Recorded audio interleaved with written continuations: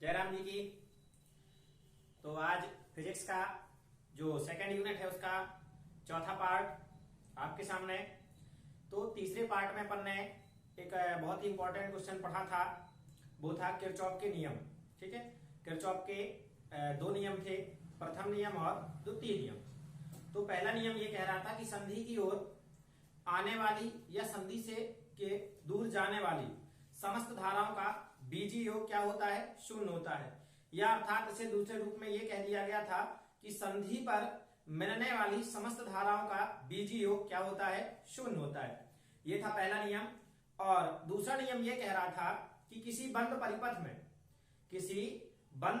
में किसी सेल में जो बहने वाली धारा है, क्या बहने वाली धारा व उसका संगत प्रतिरोध जो था, किसी सेल में बहने वाली धारा उसके संगत प्रतिरोध का गुणनफल क्या था? उसके संगत प्रतिरोध का गुणनफल और विद्युत वाहक बलों का बीजीय योग क्या होता है? शून्य होता है। इन दोनों नियमों को अपन ने बड़े अच्छे तरीके से लगाया था पार्ट नंबर किसमें? 3 में। अब आते हैं पार्ट 4 में। अपन ने पहले पार्ट 3 में बात की थी कि मिलेंगे अगले पार्ट में बहुत इंपॉर्टेंट क्वेश्चन पढ़ेंगे, वो है व्हीटस्टोन सेतु। तो पढ़ रहे आए। तो देखिए क्वेश्चन क्या है, व्हीटस्टोन सेतु का सिद्धांत लिखिए तथा इसे समझाइए। तो पहले नंबर जब हम ये व्हीटस्टोन सेतु ही नहीं जानते, क्या नहीं जानते? व्हीटस्टोन सेतु ही नहीं जानते, तो इसका सिद्धांत पढ़ करके क्या करेंगे? तो पहले आप समझ जाइए कि व्हीटस्टोन सेतु आखिरकार है क्या। ठीक, तो क्या है? जो एक व्हीटस्टोन नामक वैज्ञानिक थे, कौन थे? व्हीटस्टोन नामक वैज्ञानिक थे। इन्होंने एक नियम दिया। क्या दिया? एक नियम दिया। और वो काहे से संबंधित था? किसी भी चालक का प्रतिरोध ज्ञात करने के लिए। क्या ज्ञात करने के लिए? किसी भी चालक का प्रतिरोध ज्ञात करने के लिए या विशिष्ट प्रतिरोध ज्ञात करने के लिए इन्होंने क्या दिया? एक नियम दिया। अर्थात इसे ही क्या कह दिया गया? व्हीटस्टोन सेतु का नियम। तो पहले ये अगर पूछा जाए कि व्हीटस्टोन सेतु क्या है, क्या है व्हीटस्टोन सेतु क्या है, तो उसकी परिभाषा आपके सामने पहले लिख दी गई है। देखिए, व्हीटस्टोन सेतु एक ऐसा उपकरण है, क्या है? एक ऐसा उपकरण है जिसकी सहायता से किसी चालक का प्रतिरोध, क्या लिखा है? किसी चालक का प्रतिरोध एवं उसका विशिष्ट प्रतिरोध ज्ञात किया जा सकता है। यह है हमारा व्हीटस्टोन सेतु। तो समझ में आ गया होगा। फिर से एक बार देख लेते हैं। व्हीटस्टोन सेतु एक ऐसा उपकरण है जिसकी सहायता से किसी चालक का प्रतिरोध एवं उसका विशिष्ट प्रतिरोध ज्ञात किया जा सकता है। क्लियर हो गया। अब आ जाते हैं अपने क्वेश्चन पर। क्वेश्चन ये कह रहा है व्हीटस्टोन सेतु का सिद्धांत। तो अपन ने हेडिंग डाली व्हीटस्टोन सेतु का सिद्धांत। ये चित्र आपसे बनाते बन जाएगा। तो बिल्कुल सरल है। क्या है? बिल्कुल सरल है। तो देखते हैं यहां पर व्हीटस्टोन सेतु का सिद्धांत क्या है। तो सबसे पहले लिखेंगे कि किसी चालक का, देखिए अपन ने परिभाषा में क्या लिखा कि जिसकी सहायता से किसी चालक का क्या किया जा सकता है? ज्ञात प्रतिरोध एवं उसका विशिष्ट प्रतिरोध। तो अपन यहां पर लिख सकते हैं कि किसी चालक का प्रतिरोध एवं उसका विशिष्ट प्रतिरोध ज्ञात करने के लिए व्हीटस्टोन नामक वैज्ञानिक ने, किसने? व्हीटस्टोन नामक वैज्ञानिक ने एक नियम दिया। क्या दिया? एक नियम दिया। अब आपको ये डेट पता होनी चाहिए कि ये नियम कब दिया गया था? 1842 अर्थात 1842 में, जिसे अब उसके अनुसार क्या था वो अपन बात करेंगे इसमें। क्लियर? तो देखते हैं, किसी चालक का प्रतिरोध एवं उसका विशिष्ट प्रतिरोध, किसी चालक का प्रतिरोध एवं उसका विशिष्ट प्रतिरोध ज्ञात करने के लिए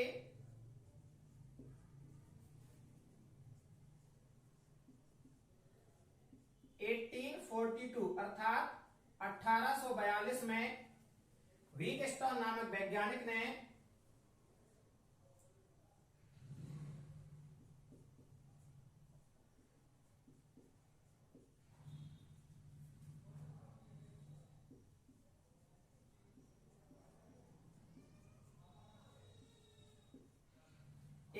नियम बोल सकते हैं, सिद्धांत बोल सकते हैं।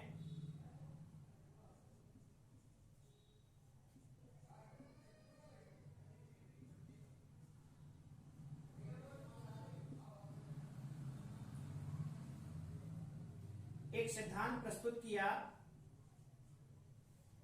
जिसके अनुसार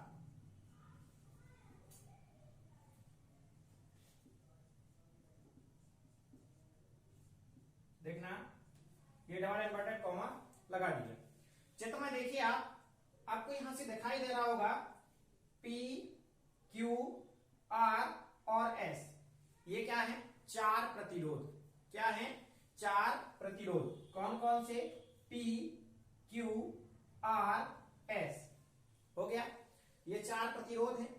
इन प्रतिरोधों को चतुर्भुज, देखिए A, B, C, D, इसे देखा जाए तो ये क्या बन रहा है? चतुर्भुज। बन रहा है कि नहीं बन रहा है? फिर से देखिए, आपके यहां पर चार प्रतिरोध दिखाई दे रहे हैं, P, Q, S और R। तो इसे अपन लाइन से लिखेंगे। कैसा लिखेंगे? लाइन से P, Q, R, S। ये क्या है? चार प्रतिरोध। ये किसके अंदर लगे हुए हैं? चतुर्भुज। चतुर्भुज क्या बन रहा है? A, B, C, D। Clear हो गया? ABCD चतुर्भुज की भुजाएं, भुजाएं क्या कहलाएंगी? इस चतुर्भुज की भुजा हो जाएगी AB, BC, CD and DA। समझ में आ रहे हैं? ये हो जाएगी इसकी क्या? भुजाएं। और हम जानते हैं कि चतुर्भुज में कितनी भुजाएं होती हैं? चार। तो देख लेते हैं अपन इसकी लैंग्वेज यहां तक की क्या आ रही है। P, Q, R, S। समझ गए? चार प्रतिरोधों को चतुर्भुज A, B, C, D। Clear हो गया? यहां तक बन जाएगा। चार प्रतिरोधों P, Q, R, S को चतुर्भुज A, B, C, D की भुजाओं, ध्यान से सुनना, भुजाएं, क्योंकि इसे क्या किया गया? इस वाले प्रतिरोध को इस भुजा के बीच में लगाया गया है। इस वाले, ये जो प्रतिरोध आपको दिखाई दे रहा है Q, ये किस भुजा के बीच में लगा है? BC के बीच में। और ये जो आपको S दिखाई दे रहा है, ये किसके बीच में लगा है? CD के बीच में। और ये जो आपको R दिखाई दे रहा है, ये AD के बीच में लगा है कि नहीं लगा? क्लियर? तो देखते हैं कि भुजाओं AB क्या हो गया? पहला AB, दूसरी भुजा क्या हो जाएगी? BC। ध्यान से सुनना, यहां बच्चे गलत कर देते हैं। आप क्रमशः लिख रहे, क्रमशः का मतलब क्या होता है? लाइन से। जब आपने प्रतिरोध का क्रम चेंज किया है, P है, Q है, यहां पर क्या है? R। तो यहां से जंप करके आप कहां पर आ गए? यहां। तो भुजा भी आपकी क्या हो जाएगी? चेंज हो जाएगी। यानी पहली भुजा आपकी लिखेंगे आप AB, दूसरी भुजा लिखेंगे BC और तीसरी भुजा क्या लिखेंगे? AD। चौथा प्रतिरोध क्या है? S। तो क्या लिखेंगे? DC। आई समझ में?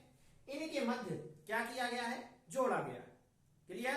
तो देख लेते हैं, चार प्रतिरोधों P, Q, R, S को चतुर्भुज A, B, C, D की भुजाओं क्रमशः AB, BC, AD and DA के मध्य पर ने क्या कर दिया? लगा दिया। तो देखें यहां पर चार प्रतिरोधों, चार प्रतिरोधों, पहला प्रतिरोध क्या दिखाई दे रहा है? P, Q, R, S। हो गया। को चतुर्भुज का नाम क्या है? A से लेकर के D तक चतुर्भुज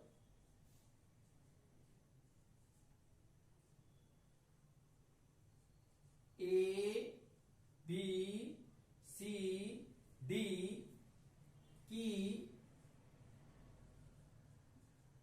चार भुजाओं, कितनी भुजाओं? चार भुजाओं क्रमशः पहली भुजा, अर्थात देखना ये जो P है किसके बीच में लगा? AB। दूसरा क्या है यहां? Q। तो Q किसके बीच में लगा है? BC। हो गया।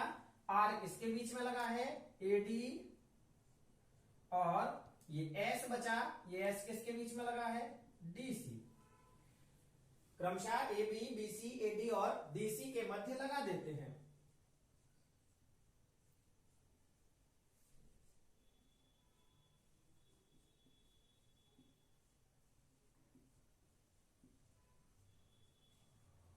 हो गया। तो यहां तक लगभग लगभग सभी को समझ में आ गया होगा कि चार प्रतिरोध हम पी क्यू आर एस को चतुर्भुज एबीसीडी की चार भुजाओं क्रमशः A B B C A D and D C के मध्य क्या कर दिया अपन ने, जोड़ दिया। ठीक है। अब यहां पर ये बिंदु ए जो है, देखिए भैया, ये ए और ये सी क्या दिखाई दे रहा है, ए और सी। आप खुद देखिए, ए से लेकर के यहां आ गए सी, इन दोनों के मध्य में एक सेल क्या जुड़ा है, ई, और कुंजी क्या है, K1। क्योंकि यहां पर K2 दिखाई दे रही, तो अपन ने क्या लिख दिया, K1। तो आगे देखते हैं, बिंदु ए व ए के बाद क्या है, सी, ए व सी के मध्य एक सेल क्या है, ई। चलो, तो सेल ये हो गया धन और ये ऋण। एक सेल ई व कुंजी का नाम क्या है यहां पर, K1 लगा देते हैं। कुंजी K1 हम क्या कर देते हैं, लगा देते हैं। बात समझ में आ गई है। देखिए, ये वाली लाइन अपन ने कहा लिखी, बिंदु ए व सी के मध्य एक सेल ई और कुंजी K1 क्या करते हैं, हम लगा देते हैं। यही बात अपन ने लिख दी। अब ध्यान से एक चीज देखो, ये जो बिंदु ए है, क्या दिखाई दे रहा है आपको, ए। इस बिंदु ए का जो विभव होगा, क्या होगा, विभव, वो ए का संबंध किससे है, धन प्लेट से। तो ये जो ए का विभव है, वो सेल की धन प्लेट के बराबर होगा। और जो सी है, इसका संबंध किससे है, ऋण प्लेट से। तो बिंदु सी का विभव सेल की ऋण प्लेट के बराबर होता है। देखो यहां पर, बिंदु ए का विभव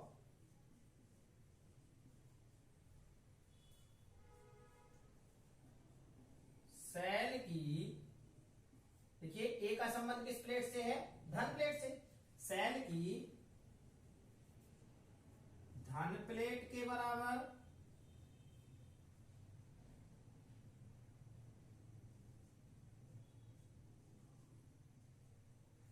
तथा जो सी है, इस सी का विभव क्या हो जाएगा, बिंदु सी का विभव ऋण प्लेट के बराबर।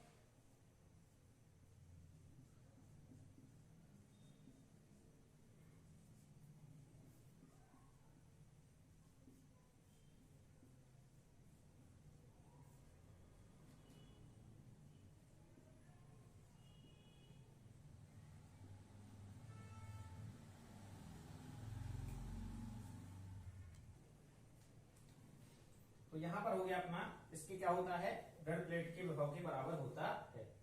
क्लियर। अब अपन यहां तक पहुंच गए हैं। आगे देखो, ये जो B और D है, क्या है, B और D के मध्य एक सुग्राही धारामापी G लगी है और कुंजी K2 लगी है। लगी कि नहीं लगी, तो यहां लिख रहे हैं अपन, बिंदु B व D के मध्य, B व किसके मध्य, D के मध्य सुग्राही धारामापी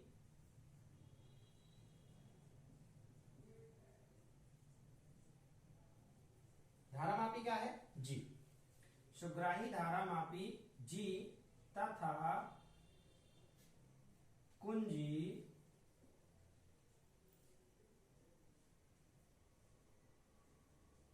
K2 लगी है। यहां तक आ गया। इसके बीच में क्या है, कुंजी कौन सी लगी है, K2 लगी है। अब एक बार फिर से क्या कर लेते हैं अपन, देख लेते हैं कहां तक आ गए थे। चार प्रतिरोध हो, चार प्रतिरोध कौन कौन से हमारे, P Q R S को चतुर्भुज, 4 प्रतिरोध आपके दिखाई दे रहे हैं P Q R S, कोई चतुर्भुज, चतुर्भुज क्या है A B C D की 4 भुजाओं क्रमशः, पहला जो है ये किसके बीच में है, जो P है ये AB के बीच में है, जो Q है जो BC ये किसके बीच में है, BC के बीच में, जो R है ये किसके बीच में है, AD के बीच में, एंड जो S है ये किसके बीच में है, DC के मध्य जोड़ देते हैं। फिर आगे देखो बिंदु A और ये जो C है इसके मध्य एक सेल और कुंजी K1 क्या है, लगे होते हैं या लगा देते हैं। ये लग गया बिंदु A का विभव। अब यहां पर देखो मैंने अभी आपको बताया कि A का जो संबंध है वो सेल की किस प्लेट से है, धन प्लेट से।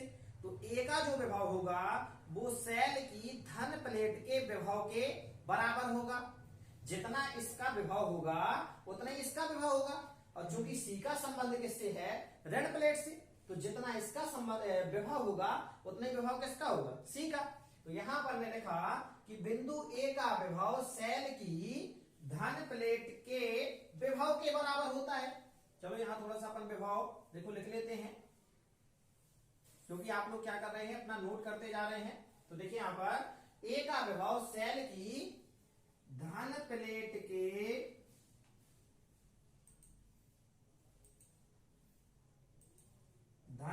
के किसके विभव के बराबर, तथा बिंदु C का विभव सेल की ऋण प्लेट के विभव के बराबर होता है। किसके बराबर, तो ये लिखा ऋण प्लेट, अपन ने यहां लिख दिया के किसके विभव के बराबर होता है। आगे देखा अपन ने ये जो बिंदु B है और D, तो B और D के मध्य एक सुग्राही धारा मापी जो आपको दिखाई दे रही है G, ये क्या कर देते हैं, लगा देते हैं। इसके बीच में एक और लगा है कुंजी K2, तो ये क्या है, धारा मापी G तथा कुंजी K2 लगी है। यहां तक समझ में आ गया कि नहीं आया? चलिए अब आगे देखते हैं अपन। तो देखो जब ये दोनों, अगर हमारे ये कुंजी खुली हुई है, कुंजी कौन सी, K2, ठीक है, कुंजी K2 अगर हमारी खुली है, तब आप देखिए खुली का मतलब यहां से कोई संबंध नहीं है। खुली का मतलब क्या होता है, यहां से कोई संबंध नहीं है। अगर इस कुंजी को हमने ऐसे बंद कर दिया तो इसका मतलब ये है कि यहां से ये जो धारा यहां जा रही है फिर कहां की ओर आने लगेगी, यहां। और जब ये खुली है तो ये यहां से कहां की ओर जाएगी, यहां। ठीक है, चलो एक अच्छा जनरली एग्जांपल करके देखते हैं। मान लीजिए हम यहां से जा रहे हैं I1। देखिए जब मैंने आपको प्रतिरोध पढ़ाया था तब भी आपको बिल्कुल सरल तरीके से समझाया था, और उसमें क्या बताया था, यानी जो धारा बह रही थी, धारा को आपको डिनोट कर दिया था कि आप गाड़ी से क्या कर रहे हैं, जा रहे हैं। तो यहां से खुद समझ लीजिए कि आप ये जो I1 है ये क्या है, आप है। कौन है, आप है। और ये आपकी सड़क है। ये जो धारा, यहाँ जो मार्ग बनाया था हमने प्रतिरोध में, तो क्या मैंने बताया था, वहां पर भी सड़क। और ये जो बीच में ये आपका प्रतिरोध है, ये बता दिया था आपको ब्रेकर, अर्थात गति अवरोधक। तो आप यहां से जा रहे हैं, क्लियर हुआ। अब आपको जाना कहाँ है, यहां जाना है। कहां जाना है, यहां। कहां तक पहुंचना है, यहां तक, समझना। अब ये मत कह देना, मैं केवल समझाने के लिए आपसे कह रहा हूं कि सर अगर हमें यहां जाना है तो यहां से नहीं चले जाएंगे, इतना पास में पड़ता है। चलिए मान लीजिए बहुत दूर है, क्या है, बहुत दूर है, आपको जाना है इस साइड से, आप यहां से जा रहे हैं। अब आपको अगर ये वाली रास्ता भी है और ये दो रास्ताएं दी गई, एक रास्ता ये जा रही है और एक रास्ता आपकी ये जा रही है। कितनी रास्ताएं जा रही हैं, दो रास्ताएं। अब आप खुद बताइए कि आप कहां से जाएंगे, यहां से जाएंगे कि इस वाली रास्ते से। केवल आपको दो रास्ताओं का चुनाव करना। ये मत कहना बोले सर ना तो हम इससे जाएंगे, ना तो हम इससे जाएंगे, और ना ही हम इससे जाएंगे, हम तो इससे चले जाएंगे। आपके पास वो ऑप्शन नहीं है, वर्तमान में ये ऑप्शन नहीं है इस वाली रास्ते का। समझिए कितने रास्ते आपको हैं, ये और ये दो रास्ते दिए गए, और आपको पहुंचना है। ठीक, तो आपको यहां पहुंचना है और आपको दो रास्तों में से कौन सा रास्ता चुनोगे? 99% लोग यही रास्ता चुनेंगे। क्यों?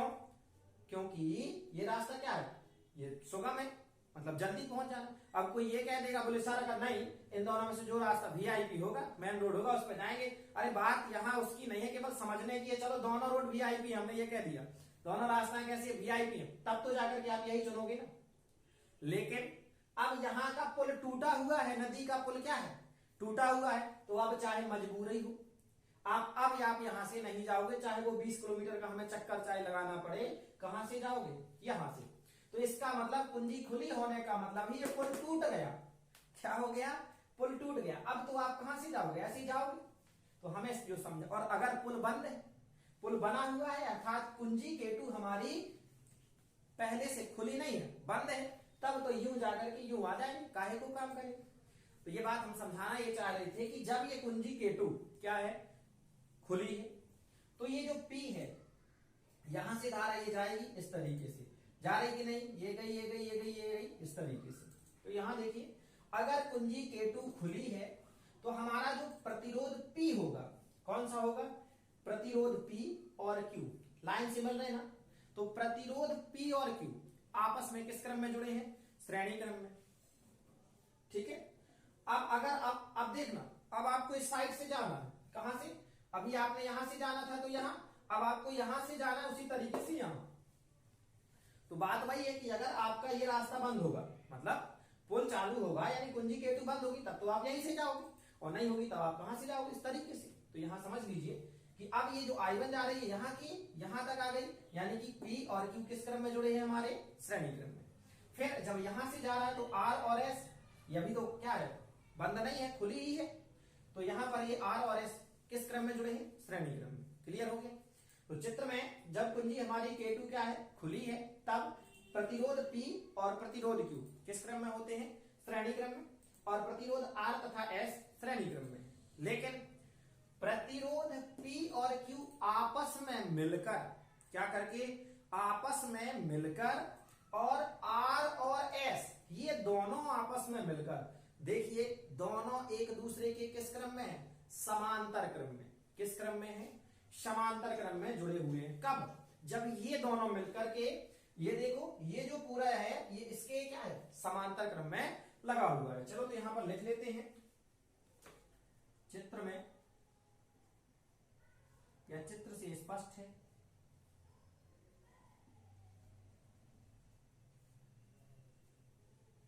ठीक।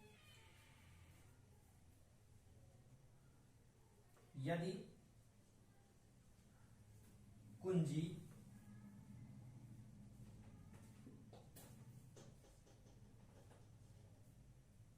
K2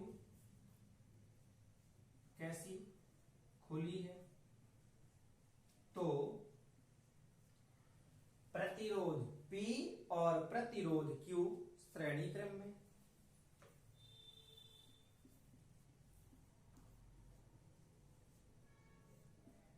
प्रतिरोध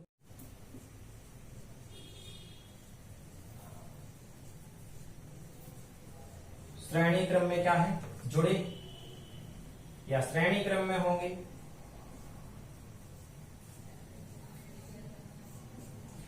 अगर ये श्रेणी क्रम में होंगे तो इसी प्रकार से हमारे R और S भी क्या होंगे, श्रेणी क्रम में होंगे।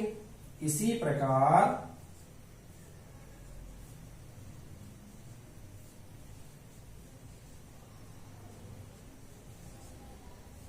प्रतिरोध R व S भी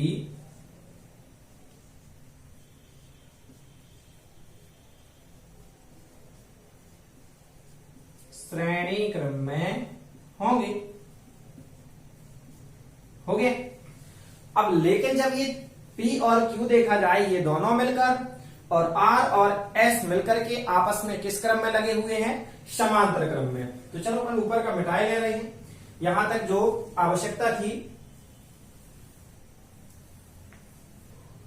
तो इसी प्रकार हमारे अगर ये जो PQ है, PQ श्रेणी क्रम में होंगे, तो स्वाभाविक सी बात है कि RS भी किस क्रम में होंगे, श्रेणी क्रम में। चलिए देखते हैं अपन PQ, लेकिन P व Q आपस में मिलकर, क्या होकर के, आपस में, चलो मिलकर भर लिखे ला रहे हैं, सिंपल होना चाहिए, लेकिन P व Q मिलकर तथा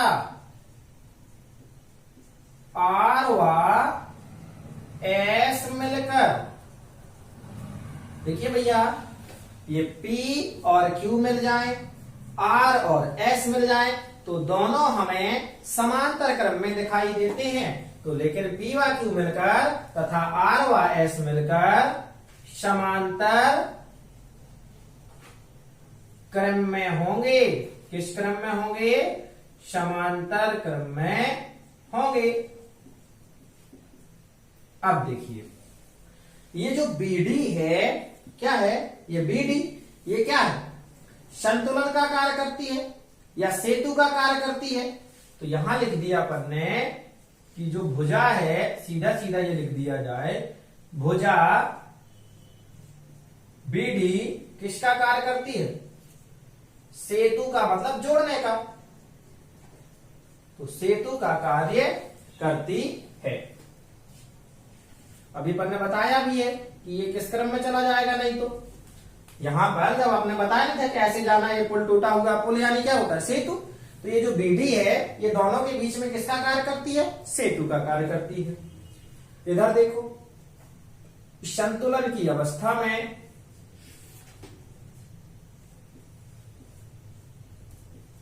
संतुलन की अवस्था में, और संतुलन की जो अवस्था है वो क्या हो जाएगा?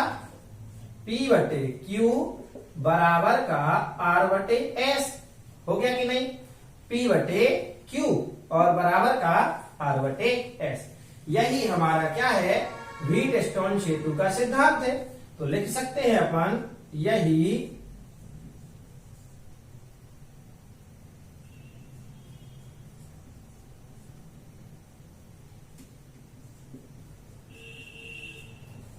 व्हीटस्टोन सेतु का सिद्धांत है। क्लियर हो गया? तो ये शायद आप लोगों को समझ में आ गया होगा, और अपनी कॉपी में क्या कर सकते हैं? नोट कर सकते हैं। तो ये था अपना क्वेश्चन नंबर कौन सा? 7 नंबर का। कितने क्वेश्चन हो गए अपने? क्वेश्चन नंबर 1 से लेकर के 1, 2, 3, 4, 5, 6, 7, यानी 7 क्वेश्चन हमारे कंप्लीट हो गए। ठीक है, अब आगे चलते हैं।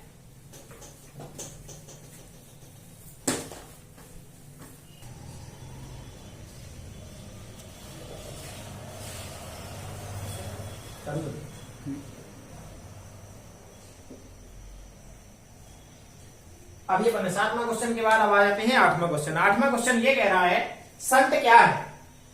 क्या कह रहा है क्वेश्चन? शंट क्या है? इसका सिद्धांत क्या कह रहा है? इसका सिद्धांत बताइए या समझाइए या लिखिए, कुछ भी आए। ये भी भैया इंपॉर्टेंट है। क्या है? ये भी बहुत ज्यादा इंपॉर्टेंट है। तो शंट क्या है, इसका हमें क्या बताना है? सिद्धांत बताना है। तो पहले नंबर को हम क्या कर देते हैं? लिखते हैं कि शंट आखिरकार क्या है। तो पहले आपको बताया जा रहा हूं कि शंट क्या है। तो शंट एक कम प्रतिरोध का तार है। किसका है? कम प्रतिरोध का तार है, जिसे धारा मापी के साथ, किसके साथ? धारा मापी के साथ समांतर क्रम में जोड़ा जाता है। हो गया समझ में? शंट एक कम प्रतिरोध का तार है जिसे धारा मापी के साथ समांतर क्रम में जोड़ते हैं। तो लिखते हैं इसकी परिभाषा, यह एक कम प्रतिरोध का तार है, हो गया, जिसे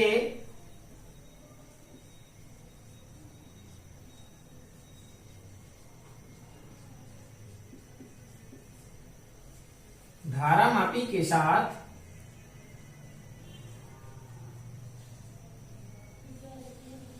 समांतर क्रम में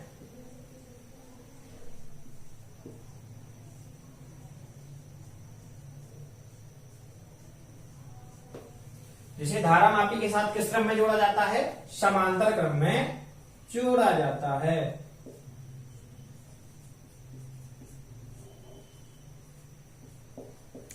लीजिए, पहले नंबर एक धारा मापी बनाते हैं। ये यहां पर ये धारा मापी है। चलिए, ये क्या है जी? इससे समांतर क्रम में, किस क्रम में? समांतर क्रम में ये एक प्रतिरोध ये जोड़ दिया, हो गया इस तरीके से ये जोड़ दिया। इसे क्या नाम दे दिया? एस। ये धारा मापी जी और शंट पढ़ रहे तो ये क्या हो गया? एस। इधर से हमने धारा बहाई क्या? आई। अब जब यहां पर धारा आएगी तो ये दो भागों में बढ़ जाएगी, यहां भी जाएगी और यहां भी जाएगी। तो यहां जो जाने वाली धारा है, चूंकि धारा मापी को कैसे डिनोट करते हैं? जी से, तो धारा मापी में बहने वाली धारा क्या होगी? जी, अर्थात आई जी। और इधर शंट को कैसे लिखा अपन ने? एस से, तो शंट में बहने वाली धारा भी क्या होगी? I S. इधर ये हो गया अपना आई एस। लेकिन जैसे ही ये धारा यहां पर आएगी तो दोनों धाराएं मिलेंगी और यहां से जो बहने वाली धारा क्या होगी? आई। ये क्या था? चित्त।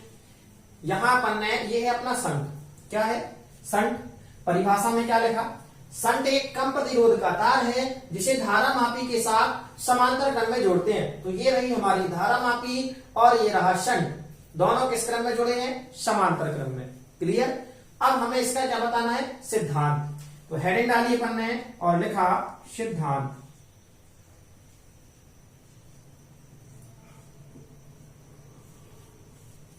तो माना धारा मापी में बहने वाली धारा क्या है?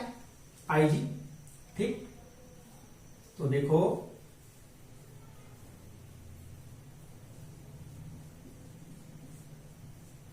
माना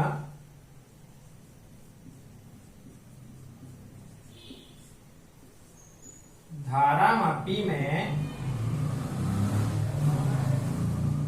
बहने वाली धारा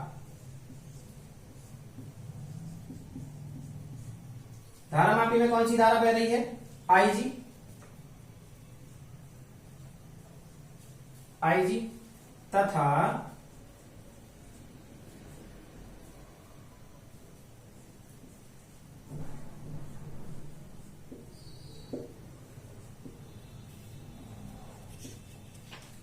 शंट में बहने वाली धारा क्या है? आई एस है। ये धारा मापी और ये जो शंट है ये किस क्रम में जुड़े हैं? समांतर क्रम में। तो लिख सकते हैं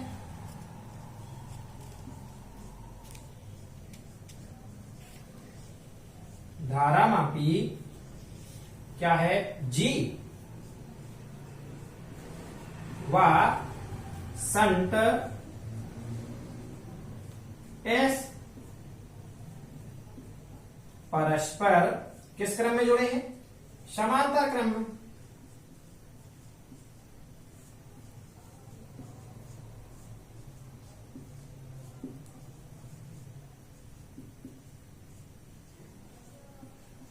और मुख्य धारा क्या है?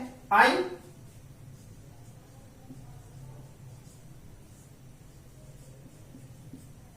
मुख्य धारा आई है। तो यहां तक लैंग्वेज लिखने में दिक्कत तो है नहीं। ठीक है, माना धारा मापी में, ये जो धारा मापी है इसमें बहने वाली धारा क्या है? आई जी। और ये जो शंट है तो शंट में बहने वाली धारा क्या है? I S. धारा मापी जी व शंट एस एक दूसरे से परस्पर किस क्रम में जुड़े हुए हैं? समांतर क्रम में। और ये जो मुख्य धारा है उसका मान क्या है? आई। हो गया?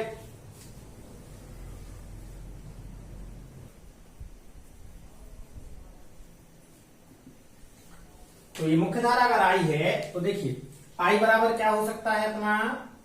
आई बराबर इन दोनों का टोटल कर दें, आई जी प्लस आई एस। ये क्या बना दिया? समीकरण एक। आगे देखो, ओम के नियम से, किसके नियम से? ओम के नियम से।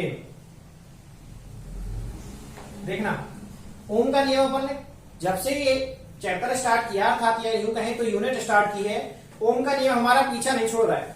ओम का नियम क्या था अपना? भी अनुक्रमानुपाती आई, अर्थात भी बराबर आर आई। जहां भी क्या था? विभवांतर। आर क्या था? प्रतिरोध। आई क्या थी? धारा। तो यहां से देखते हैं ओम के नियम से धारा मापी के सिरों पर उत्पन्न विभवांतर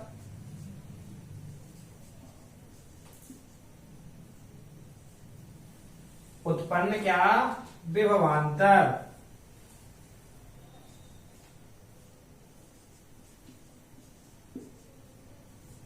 इसे क्या लिख सकते हैं V1। ठीक है, उत्पन्न विभवांतर क्या है V1 बराबर क्या होना चाहिए यहां पर R अर्थात प्रतिरोध। तो धारामापी का प्रतिरोध क्या है भैया, धारामापी का प्रतिरोध G है और शंट का प्रतिरोध क्या है S। तो ये हो गया धारामापी का प्रतिरोध यानी कि G और उसमें बहने वाली धारा। तो इस धारामापी में बहने वाली धारा क्या है IG। इधर जब ये धारामापी के सरम पर है, अब यहां पर आगे क्या लिखेंगे शंट। शंट के सिरों पर उत्पन्न विभवांतर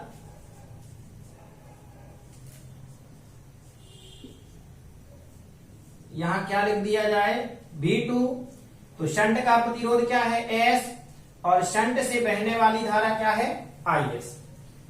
अब देखिए यहां पर जब अपन ने प्रतिरोधों का समांतर क्रम संयोजन पढ़ा था तो उसमें क्या कह रहा था, जो विभवांतर है वो क्या बदलते थे, बिल्कुल नहीं बदलते थे। बदलता क्या था धाराएं। तो क्या यहां पर ये विभवांतर बदलेंगे, नहीं बदलेंगे ना। तो बदलेगा क्या धारा। तो यहां IG और यहां पर IS अर्थात ये वाला भी हमारा भी रहेगा और ये वाला भी क्या रहेगा भी। क्यों, क्योंकि ये किस क्रम में जुड़े हैं हमारे समांतर क्रम में। बात समझ में आ गई है। अगर ये समांतर क्रम में ना जुड़े होते तो हमारे ये विभवांतर क्या होते बदलते। देखो इधर लिखते हैं चूंकि यह समांतर क्रम में जुड़े हैं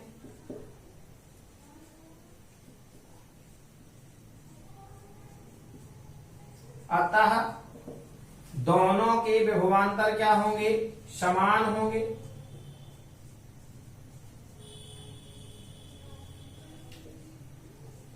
दोनों विभवांतर कैसे होंगे समान होंगे।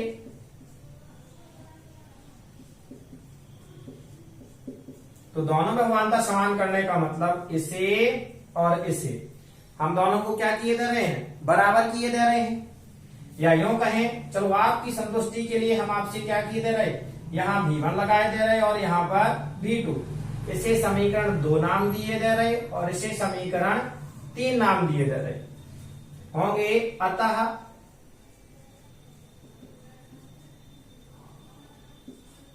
V1 बराबर V2। तो समीकरण 2 और 3 से V1 V2 के हम जब मान रखेंगे तो ये क्या आ जाएगा G और ये IG बराबर इधर क्या हो जाएगा S और ये IS। अब ये जो S है ये G के बटे में आ जाएगा और ये IG है ये किसके बटे में चला जाएगा S के बटे में। देखना इधर इधर ये वाला S कहां जाएगा इसके बटे में। तो हमने लिखा G बटे S। यहां वाला ये क्या है IS। अब ये IG कहां चला जाएगा इसके बटे में। तो ये क्या आ गया हमारा IG। यहां तक आया समझ में कि नहीं आया। कुछ नहीं किया, इस G के बटे में इसको कर दिया S और इस IS को भेज दिया इसके बटे में। क्लियर हुआ। चलो यहां से अच्छे से लिख ले रहे हैं। तो ये क्या हो गया हमारा G IG बराबर S IS। S आ जाएगा बटे में G बटे S बराबर IS बटे IG। अब देखो भैया समझते चलना कहां से कहां जा रहे हैं। थोड़ा सा व्यंजक बड़ा सा होता जा रहा है। इसके बाद हम पहुंच गए हैं कहां पर, एक काम करते इस डिब्बे को बंद किए जा रहे ये। इसके बाद आ गए यहां क्या कर रहे हैं हम दोनों पक्षों में एक जोड़ने पर, क्या करने पर एक जोड़ने पर। तो दोनों पक्षों में हम एक जोड़े रह रहे हैं तो ये लिखा अपन ने G बटे एस प्लस का 1 कर दिया बराबर का ये था अपना आई एस आई जी और प्लस का क्या कर दिया 1। तब यहां पर ये s कहां पहुंच जाएगा इधर, तो ये हो गया G प्लस एस बटे एस बराबर ये आई एस प्लस आई जी का 1 में गुणा हुआ आई जी और बटे का आई जी। अब ध्यान से देखिए आपका जो समीकरण 1 है इधर समीकरण 1 में क्या लिखा है आई जी प्लस आई एस बराबर क्या है 1। तो यहां लिखे जा रहे हैं कि समीकरण 1 से काहे से समीकरण 1 से मान रखने पर, तो हम समीकरण 1 से मान रख रहे हैं। समीकरण 1 से जैसे ही मान रखते हैं तो G प्लस एस बटे एस इतने की जगह मान रखा जाएगा, इतने का मान क्या है आई बटे का आई जी। इसे इस तरीके से हम क्या कर लिया लिख लिया, ठीक है। इसे अदला बदली करके भी हम क्या कर सकते हैं लिख सकते हैं, मतलब आई बटे आई जी और बराबर का G प्लस एस बटे एस। इसे बना दिया अपन ने 3 तक तो था समीकरण नंबर 4 हो गया। ये अपना समीकरण 4 क्या था बन गया। अब आगे लिखते हैं कि यदि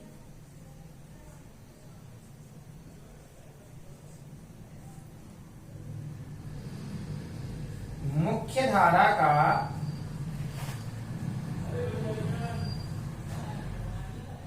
nवां भाग, कौन सा भाग, nवां भाग धारा मापी में से बह रहा है, क्योंकि हमें पता तो है नहीं कि कितना बह रहा है, तो धारा मापी में से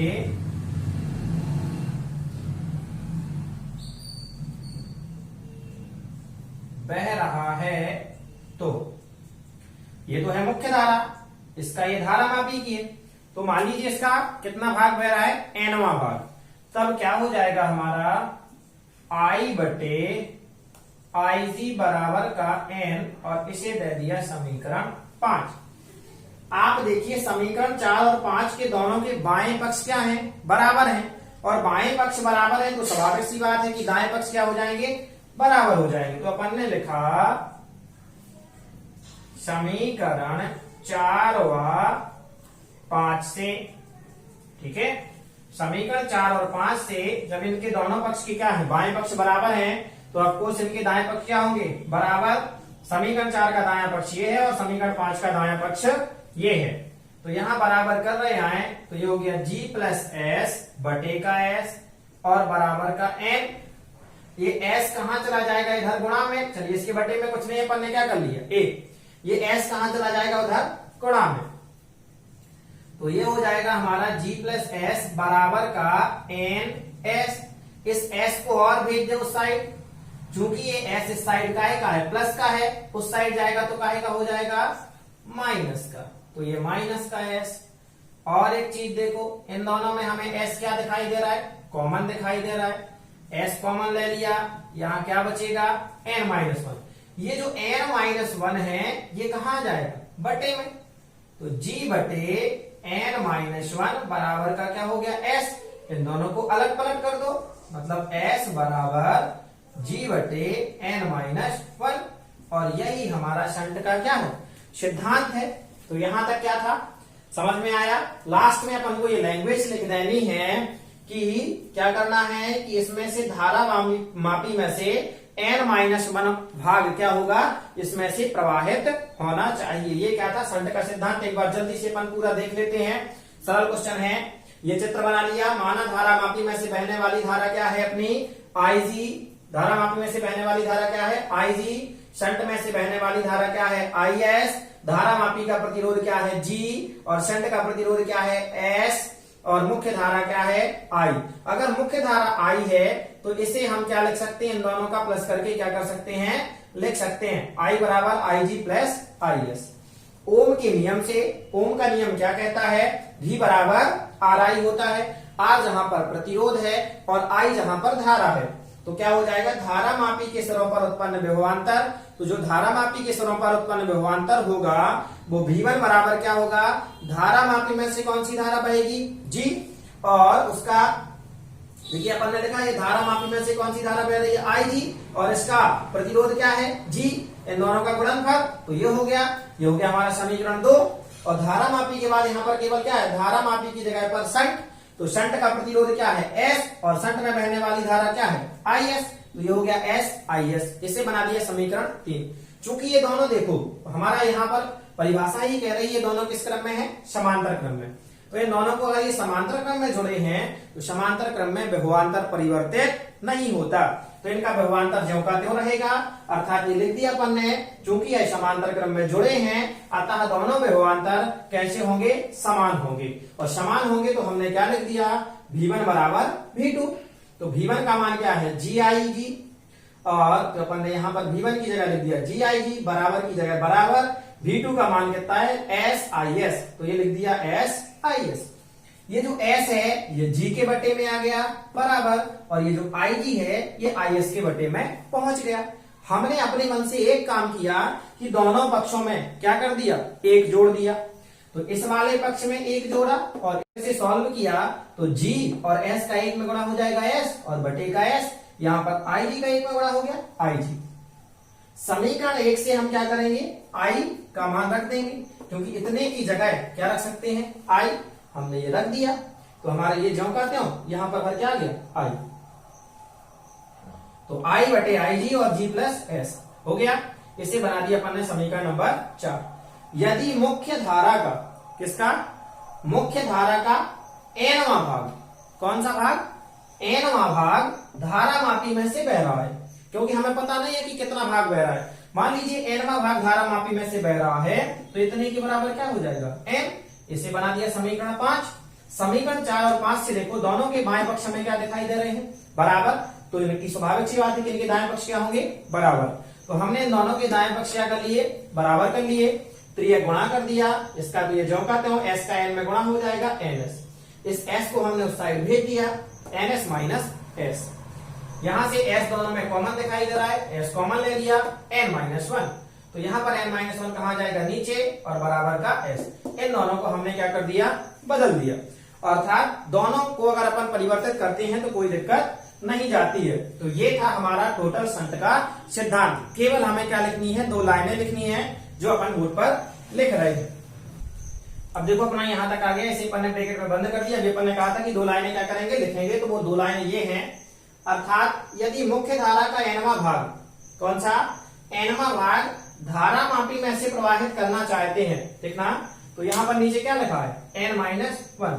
यदि हम क्या करना चाहते हैं, धारामापी में से प्रवाहित करना चाहते हैं तो शंट के प्रतिरोध को, किसके प्रतिरोध को, शंट के प्रतिरोध को धारामापी के प्रतिरोध का नीचे क्या लिखा है, n-1वां भाग होना चाहिए। और ये क्या है, शंट का सिद्धांत। तो बिल्कुल सिंपल क्वेश्चन था, बहुत इंपॉर्टेंट क्वेश्चन था, समझ में आ गया। ये जो क्वेश्चन है आज इस वाले पार्ट में, अपने पार्ट नंबर 4 में टोटल पूरे चैप्टर के वेरी इंपॉर्टेंट क्वेश्चन ही जो 2 हैं इसमें वही कंप्लीट हुए हैं। तो आशा करता हूं कि सभी को समझ में आया होगा।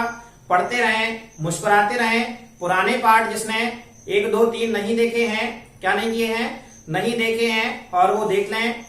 और आगे के चल करके मैंने आपसे कहा था कि टोटल पूरी फिजिक्स आपको क्या करा दूंगा, कंप्लीट। 9th से लेकर के 12th तक के जो भी बच्चे हों, ठीक है, सभी का कोर्स आपको YouTube पर टोटल क्या होगा, मिल जाएगा। पार्ट बाय पार्ट के हिसाब से, एक्सरसाइज बाय एक्सरसाइज, या यूनिट बाय यूनिट, या चैप्टर बाय चैप्टर।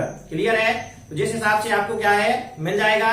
तो पढ़ते रहें, मुस्कुराते रहें। धन्यवाद। मिलते हैं अगली वीडियो में। कौन सा पार्ट लेकर के, पार्ट नंबर 5 लेकर के। जय राम जी की।